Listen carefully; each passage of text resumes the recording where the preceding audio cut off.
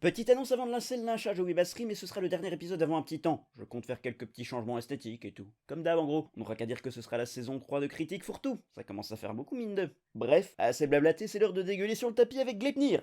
On va pas se mentir, CFT est une émission qui vise souvent les bas de plafond. Sérieux, Darwin's Game, Crime Head, on risquerait de m'accuser de scatophilie à force et c'est pas notre candidat du jour qui va renverser cette tendance, parce que oula que ça fleure bon les flatulences et les rêves brisés.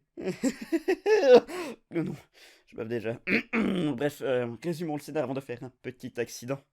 Notre héros n'est pas un humain normal. Non, vous voyez, il est différent des autres parce qu'il possède un monstre en lui. Traduction, c'est un gros émo. Premier strike. Ah, et effectivement, il peut se transformer en monstre, mais le truc, c'est qu'il en a le contrôle total. C'est pas comme si c'était un loup-garou maudit ou un truc du genre. En plus, c'est pas non plus une forme démoniaque terrifiante, il a une gueule de mascotte en peluche que les petits adorent. Non mais tu ne comprends pas, Elefin, le fait d'être un monstre change sa vie pour toujours. Maintenant, il voit parfaitement deux yeux, peut sentir à des kilomètres et a des super capacités physiques. Et attends, pourquoi il se plaint déjà, le petit con? Wow, c'est rare de te voir de mon côté, spectateur lambda, ça change. Aurait-on trouvé le petit con suprême, transcendant les barrières, le rendant impossible à blairer même des pires buveurs de pisse dans ton genre? Alors déjà, aïe, fils de pute, et ensuite un petit côté émo, c'est pas bien grave, ça veut pas forcément dire qu'il est con. Non, mais ça oui, un jour il sauve une fille d'un incendie qui le prend en photo sous forme de monstre. Elle se sert de ça pour le faire chanter, vu qu'apparemment notre héros a l'air de penser que les gens vont forcément croire que ça veut dire que les monstres existent, vu que t'as une image d'un truc dégueu. Déjà que j'ai du mal à convaincre les gens que c'est pas ma faute si ma carte d'identité est foutue, c'est la faute du fantôme des photos, je vous jure.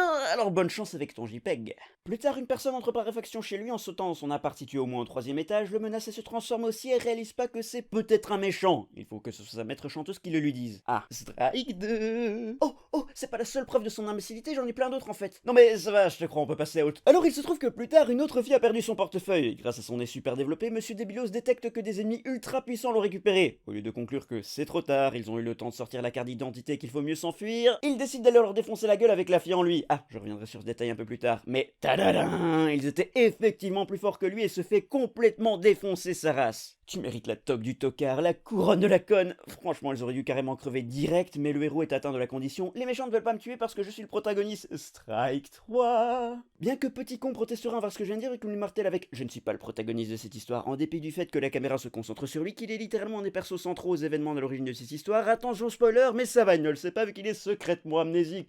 Tin. Ouh, l'amnésie, ça vaut bien un quatrième strike. Tu n'as officiellement rien pour toi. Un déchet sur pattes qui accumule les pires traits imaginables. Un rat mort portant un t-shirt les jeux vidéo m'ont ruiné ma vie, mais il m'en reste deux auraient plus de valeur que toi. Ouais, c'est un sacré détour, on résume encore l'histoire. Alors, monsieur, je suis trop dark pour toi, se fait donc mener par le bout du nez par Miss Tinguette si présent. Elle découvre qu'en rentrant devant lui, ils deviennent plus forts. Elle décide donc de se servir de lui pour aller voir sa sœur et lui poser des questions comme pourquoi elle a décidé de tuer leurs parents. Ouh, de l'intrigue, trop chouette, un autre suivi qu'il faut instantanément. Parce que le héros aussi a des questions du genre pourquoi il peut se transformer, comment c'est possible, et le manga répond direct aux questions. Ah ouais, c'est la sœur qui l'a transformé. Puis c'est un alien qui leur donne ces pouvoirs-là. Parce que c'est un alien, il peut tout faire, vous voyez, cherchez pas. Dès qu'une question arrive, la réponse ne tarde pas trop, ce qui a le mérite de ne pas nous faire perdre notre temps, qui a besoin de suspense et d'anticipation après tout.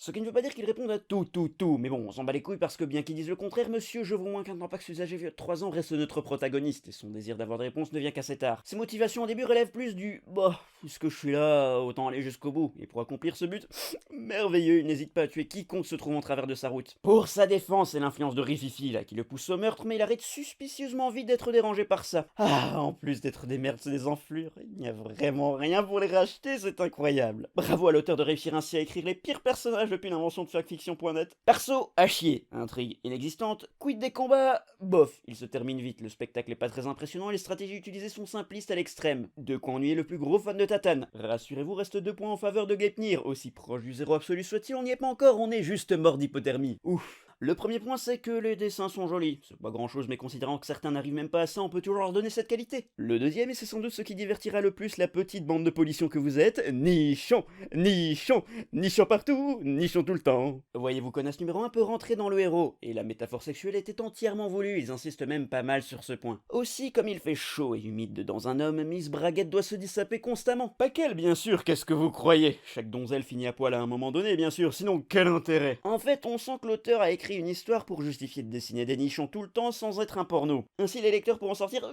mais maman, je te jure que je lis ça pour la baston, mais confisque pas mon manga. En même temps, quand l'histoire démarre littéralement par un panty shot, ça annonce la couleur. Bon, ça va, à la fin on a compris, t'aimes vraiment pas Gleipnir. Est-ce que ça vaut vraiment la peine de te taper des merdes comme ça tout le temps? Tu vas te faire du mal à force. Me faire du mal? Tu plaisantes? C'est le contraire! Ah! Qu'est-ce que je ferais sans des chiures de ce genre, moi? C'est les cibles parfaites! C'est tellement nul que je peux me lâcher sans problème, c'est suffisamment récent que ça n'est nostalgique pour personne, et pour enrober ce délicieux mélange, c'est plutôt court. On en est qu'à une cinquantaine de chapitres pour l'instant, en tout cas en scantrad, et ça s'enfile vite. Puis l'après-midi, et hop, j'ai un nouveau script! Ah, trop bien, tu es vraiment mon petit miracle, mon petit caca en or. Je t'adore, Gleipnir, ne change surtout pas! Ah, j'espère que l'auteur fera encore plein d'autres séries pour que je puisse l'insulter. Encore et encore et encore et encore et encore et encore.